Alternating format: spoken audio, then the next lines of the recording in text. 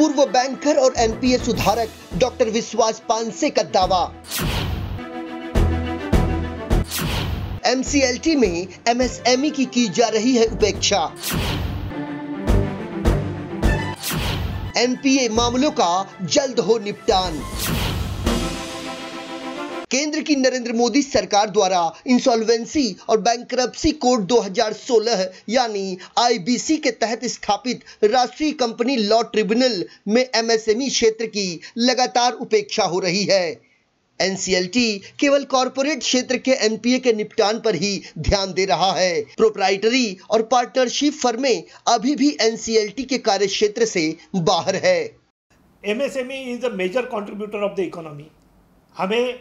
हम इंडिया में ये बोलते हैं कि they are the backbone of the economy. 2.5 crore से ज़्यादा एम्प्लॉयमेंट एमएसएमई तैयार करती है। अभी इस सिचुएशन में अगर एमएसएमई मर रही है तो नुकसान किसका होने वाला है? पूर्व बैंकर और एनपीए सुधारक डॉक्टर विश्वास पानसे का कहना है कि एनसीएलटी की स्थापना सरकार ने देश में बैंकों के डूबत कर्जों यानी एनपीए के संकट का समाधान शीघ्रता से करने के लिए किया था, ताकि रोजगार कायम रखते हुए एनपीए मामलों का जल्द निपटारा कर उद्योग क्षेत्र में फिर से उत्साह का माहौल बनाया जा सके। लेकिन एनसीएलटी सिर्फ कॉरपोरेट क्षेत्र कंपनियों के एनपीए का निपटान कर रहा है। देश के सूक्ष्म, लघु और मध्यम उद्यमियों के एनपीए के जल्द निपटान पर कोई सार्थक पहल नहीं हो रही है। प्रोप्राइटरी और पार्टनरशिप फर्में तो अभी भी एनसीएलटी के कार्यक्षेत्र से बाहर है, जबकि देश का विशाल एमएसएमई क्षेत्र रोजगार का सबसे बड़ा प्रदाता है। मैं आपको एक सिंपल सी बात बताता हूं। मैंने 100 रुपए की एक एसेट तैयार की कि जो प्रोडक्शन करती है।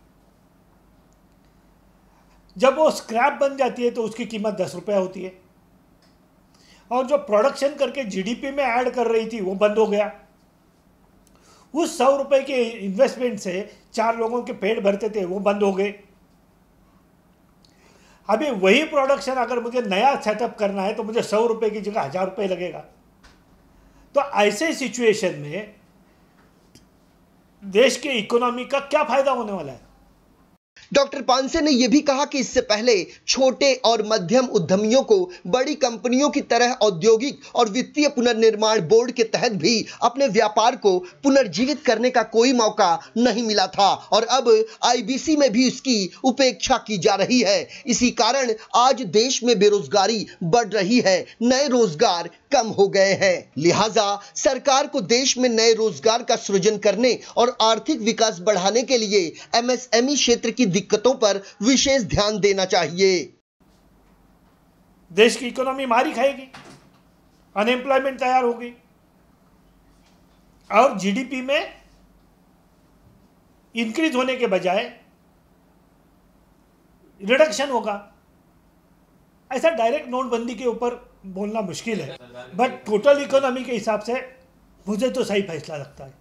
वैसे एनसीएलटी के दायरे में प्रोप्राइटरी और पार्टनरशिप फर्मों के साथ संपूर्ण एमएसएमई क्षेत्र को लाने की जरूरत है, ताकि इनके एनपीए का भी जल्द समाधान हो और इन्हें भी अपने व्यापार को पुनर्जीवित करने का मौका हासिल हो सके। संजय मिश्रा, इन 24 न्यूज़, मुंबई।